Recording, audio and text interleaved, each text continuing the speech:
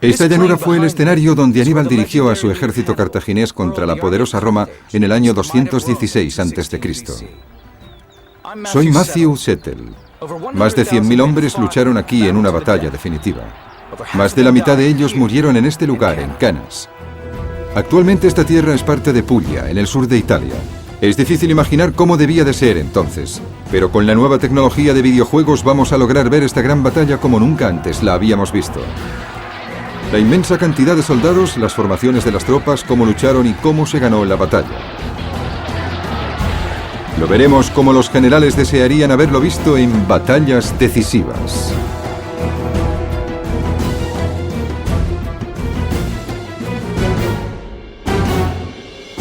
Batallas decisivas.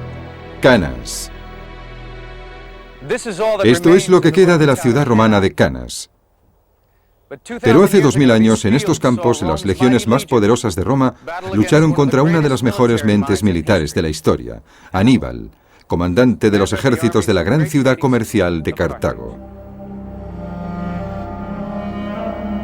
En el año 250 a.C., Roma dominaba ya la totalidad de Italia, pero quería expandir su poderío al mar Mediterráneo. Sin embargo, existía la rica ciudad de Cartago, en la costa norte de África, con la que debía competir. El problema no era que el Mediterráneo fuese demasiado pequeño para que coexistieran dos potencias rivales. Lo que ocurría era que Cartago tenía planes para Sicilia e Hispania y Roma los tenía para el norte de África. Durante 24 años, las dos grandes potencias se enzarzaron en una sangrienta guerra por el control de Sicilia. Cartago fue finalmente vencida y Roma le impuso unas durísimas condiciones para la paz. Amílcar, el general cartaginés en Sicilia, entró en cólera. Cuando se hicieron sacrificios a los dioses cartagineses, llevó a su hijo de 9 años ante el altar y le hizo jurar que siempre odiaría a los romanos. Ese niño era Aníbal, y jamás olvidó su promesa. Cuando Amílcar murió, el poder pasó primero a su yerno, Asdrúbal, y después, cuando este fue asesinado, recayó en su hijo Aníbal. Cartago estaba siempre endeudada con Roma. Perdió gran parte de su territorio. Así que decidieron fundar una provincia sólida y rica en Hispania y crear al mismo tiempo un ejército muy poderoso. A Roma le preocupaba la ascensión de Cartago y buscaba alguna excusa para volver a derrotar a su viejo enemigo. Cuando Aníbal atacó una ciudad hispana aliada de Roma, encontraron la excusa perfecta para declarar la guerra. Fue Aníbal quien atacó primero. Aníbal pensó que la única manera de vencer a Roma era combatir directamente a los romanos en Italia, en Roma. La estrategia de Aníbal es uno de los casos más claros de la historia en los que se demuestra que la mejor defensa es un buen ataque. En el año 218 a.C., los cartagineses iniciaron su marcha hacia el norte a través de Hispania con un ejército de 100.000 hombres y 37 elefantes. Y entonces Aníbal hizo algo totalmente impensable. Cruzó los Alpes en mitad del invierno.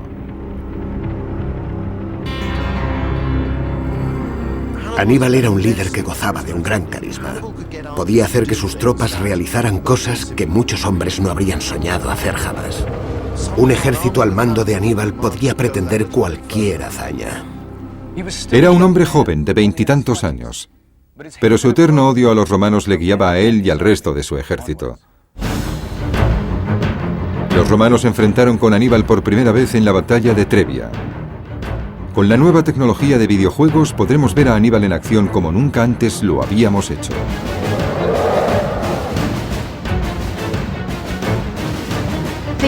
La importancia de los elefantes no se debe subestimar. No se usaban como animales de carga, sino como elementos ofensivos. Y eran muy importantes para la imagen. Se han conservado monedas cartaginesas con la imagen de Aníbal por un lado y un elefante por el otro.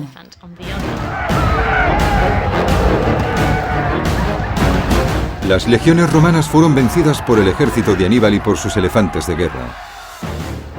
Al año siguiente ocurrió lo mismo en el lago Trasimeno. Roma envió un segundo ejército que sufrió una segunda derrota. Parecía que nada podía detener a Aníbal.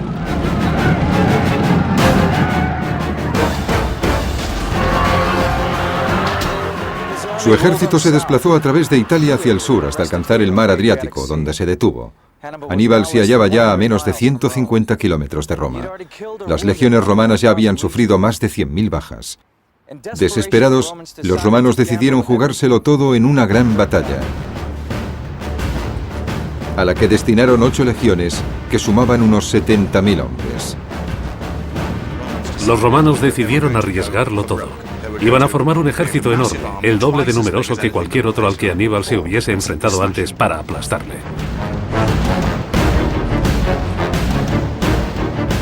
El 2 de agosto del 216 a.C., el poderoso ejército romano encontró a Aníbal cerca de la ciudad de Canas.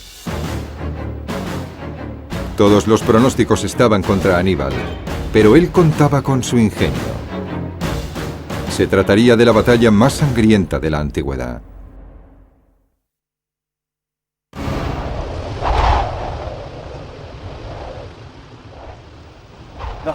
El viento cálido sopla en la llanura de Canas igual que hace 2000 años. Pero entonces esta tierra, que no estaba cultivada, se convirtió en campo de batalla para 2 de los más poderosos y diferentes ejércitos de la antigüedad. Estaba en juego el control del Mediterráneo y el futuro de Roma. Veamos el enorme ejército romano que se enfrentaba a Aníbal. Estaba constituido por unos 70.000 soldados, situados en 3 formaciones, divididas en cuadrados de infantería. Estas formaciones estaban diseñadas para conseguir la máxima flexibilidad, pero eran difíciles de controlar en el fragor de la batalla y se necesitaba un comandante muy experimentado para que fuesen efectivas. La posición de los soldados en esas 3 formaciones se decidía en función de la edad y la experiencia. Los que tenían entre 17 y 25 años se colocaban en la primera formación, el núcleo de la batalla. Los nuevos reclutas ganaban experiencia o morían. Si llegaban a los 25 años se les situaba en la segunda formación, constituida por soldados con experiencia, y si conseguían sobrevivir hasta convertirse en curtidos combatientes, se colocaban en la tercera formación. Puede que ya no fueran muy rápidos, pero su experiencia podía ser de gran ayuda para el ejército romano. Veamos qué fue lo que contempló Aníbal y su ejército. Los legionarios de la primera formación actuaban como cortina, haciendo que fuera difícil saber cómo se organizaban las tropas romanas o cuántas eran. El ejército de Aníbal no se parecía en nada a la maquinaria militar romana dispuesta en el otro lado del campo de batalla. Era un ejército formado por soldados de distintas procedencias. Desde África habían llegado los lanceros libios y la caballería númida con sus pequeños y rápidos caballos.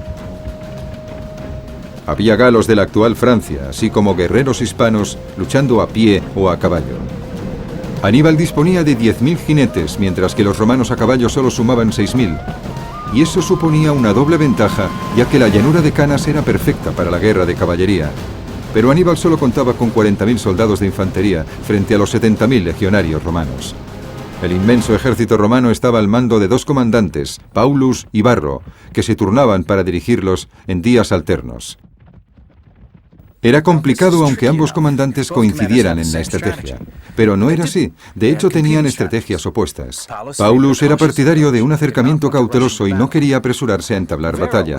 Por el contrario, Varro estaba ansioso por empezar la lucha y pretendía presentar batalla en la llanura, donde el enorme ejército romano tenía espacio suficiente para maniobrar. El 2 de agosto del 216 a.C., como el mando estaba en manos de Varro, el ejército romano empezó a formarse para presentar batalla.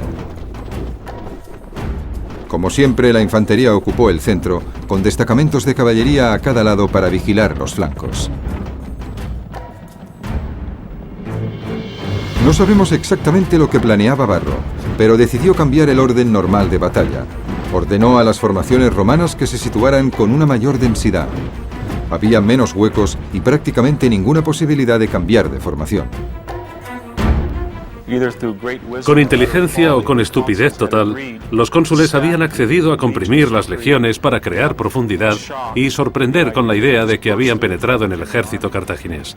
Sacrificaron la flexibilidad a cambio de la potencia. Así que Aníbal ideó una estratagema. Colocó a sus galos y a sus hispanos en una formación que se abría hacia los lados, lejos de las líneas romanas. Parecía que invitaba a un ataque violento contra el centro de sus fuerzas, inferiores en número. Incluso sus propios soldados debieron de preguntarse qué planeaba. Aún así, él mismo se situó en la parte más vulnerable del frente, en el centro, donde más dura sería la lucha. Tenían que resistir el empuje de esa enorme apisonadora romana. Se colocó allí para dar ánimos a la parte más débil de sus fuerzas. Hasta cierto punto debía apelar a las emociones, a la cultura de guerra de los galos que formaban muchas de esas unidades. Esta era una cultura en la que se debía destacar, hacer cosas espectaculares, llamar la atención. Curiosamente, Aníbal había dejado sus mejores tropas, los lanceros libios del norte de África, en reserva, en los flancos de su ejército. Pero sabía perfectamente lo que hacía. Tenía un plan en mente. Más de 100.000 soldados y 16.000 jinetes se encontraban dispuestos en este campo de batalla de apenas 5 kilómetros cuadrados, desde la línea de árboles que bordea el río hasta aquí, la colina de Canas. De repente los romanos se pusieron en movimiento y las legiones empezaron a avanzar. Los soldados de Cartago, que solo sumaban la mitad de los romanos, se prepararon para el encuentro.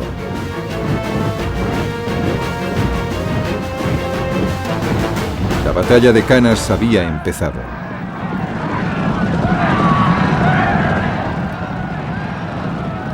Aníbal envió a su caballería contra los jinetes romanos comandados por Paulus.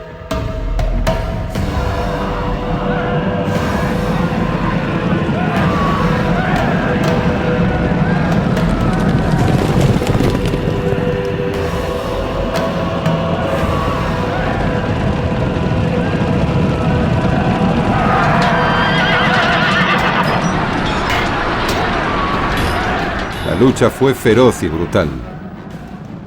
Mientras tanto, la caballería númida de Aníbal atacó el flanco izquierdo de los romanos al mando de Varro. Mientras la caballería cartaginesa y romana luchaban, las 8 legiones de infantería avanzaron hacia la posición de Aníbal. Cuando solo estaban separadas por unos 10 metros, cada legionario tiró su lanza, el pilum. Después sacaron los gladius, las pequeñas espadas fabricadas con acero de Hispania reforzado, y chocaron contra el ejército cartaginés.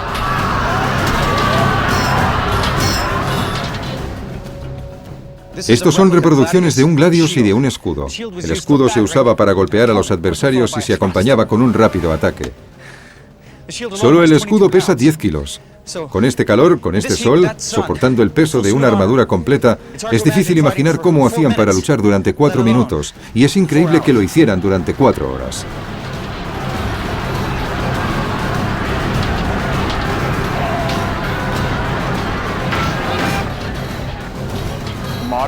Las reconstrucciones modernas del arma nos enseñan que un hombre musculoso con un gladius tenía más fuerza, más potencia ofensiva que una lanza, una flecha o cualquier otra arma manual o proyectil. El número de combatientes romanos era inmenso, y el ejército de Aníbal sufrió muchísimas bajas mientras las legiones se abrían paso hacia el centro. El extraordinario empuje romano parecía imparable. La suerte de Aníbal y de sus hombres pendía de un hilo. La derrota parecía inevitable, pero Aníbal estaba a punto de poner en marcha su estratagema.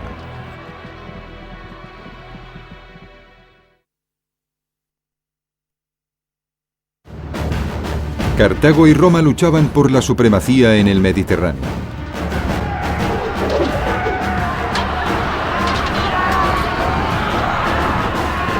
La situación parecía ser desastrosa para Aníbal, ya que sus hombres caían alrededor suyo y las legiones penetraban en el centro de su ejército como si fueran un ariete. Los romanos creyeron que un empuje más les conduciría a la victoria. Pero no se daban cuenta del creciente peligro que les estaba rodeando. Ahora empezaba a quedar claro por qué Aníbal había adoptado la formación de media luna. Mientras la vanguardia romana penetraba por el centro de la media luna, los lanceros libios de los flancos se iban cerrando como una tenaza para atrapar a los romanos.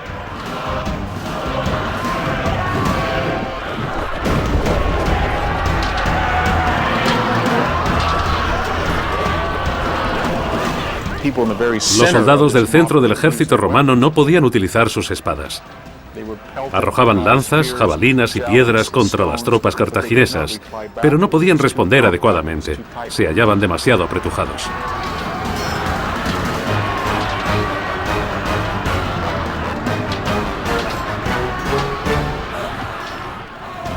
Los romanos formaban una gran masa como las multitudes que salen de un campo de fútbol.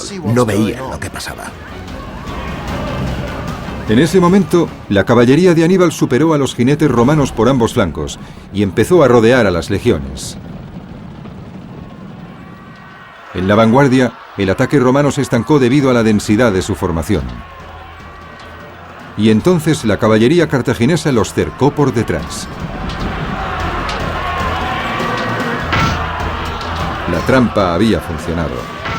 El gran ejército de Varro y Paulus había quedado totalmente rodeado.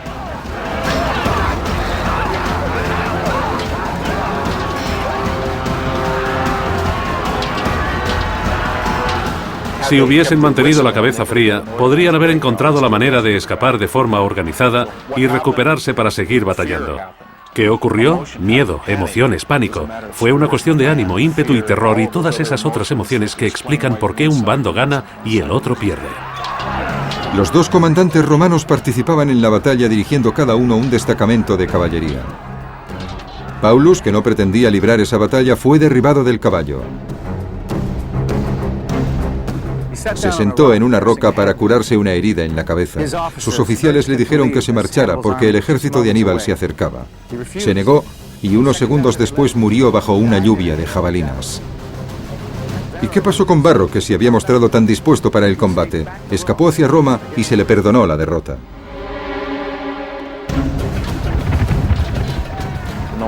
No importaba lo poco inteligente que en retrospectiva parecía haber sido para los romanos la decisión de Varro. No iban a cuestionarla porque el rasgo principal de todos los comandantes romanos era la agresividad. Hay que tener en cuenta que lo que ocurrió en Cannas no debía haber ocurrido. Los estrategas militares no podían prever que un ejército inferior en número pudiera rodear de forma concéntrica, por todos lados, a una fuerza numéricamente superior. Pensar que alguien como Aníbal llevara eso a la práctica era algo muy audaz y no debería haber ocurrido jamás. Por la noche, Cannas era un campo de sangre y de miembros cercenados. La batalla había durado solo 4 horas, pero casi 50.000 romanos y 10.000 cartagineses habían muerto. Unos 200 hombres por minuto. Casi un tercio de los senadores romanos, los políticos que gobernaban Roma, yacían muertos o habían sido capturados. Fue la peor derrota sufrida por Roma.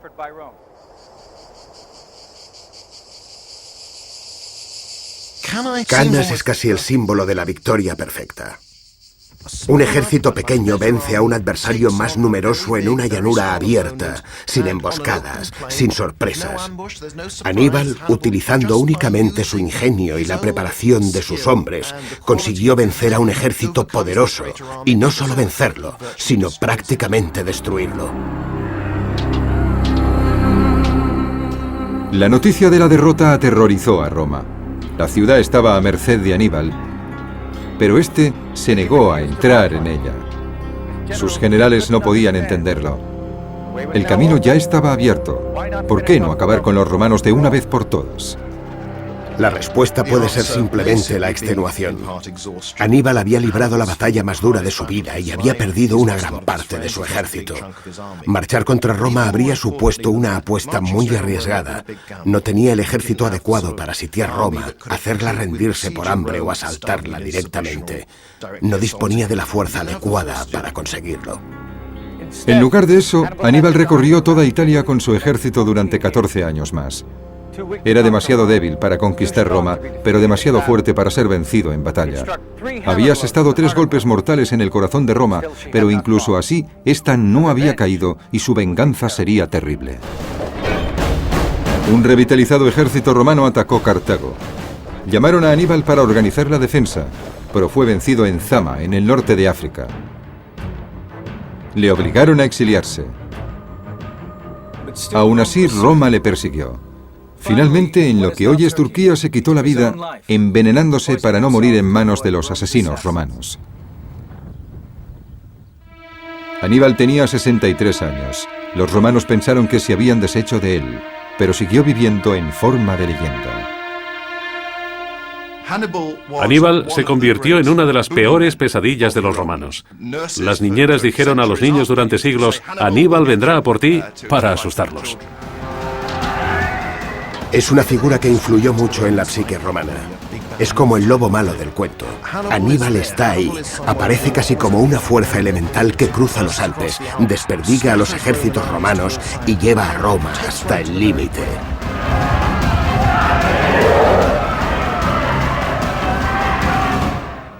Aníbal mantuvo la promesa que hiciera a su padre y a sus dioses, pero al no poder destruir Roma, la había hecho más fuerte. Los romanos aprendieron una amarga lección y reorganizaron su ejército. 50 años después de la muerte de Aníbal, no solo habían borrado Cartago del mapa, sino que habían arado la tierra en la que se asentaba y habían plantado sal. Pero no pudieron borrar nunca el recuerdo de Canas. Aníbal lo había grabado con la sangre romana derramada.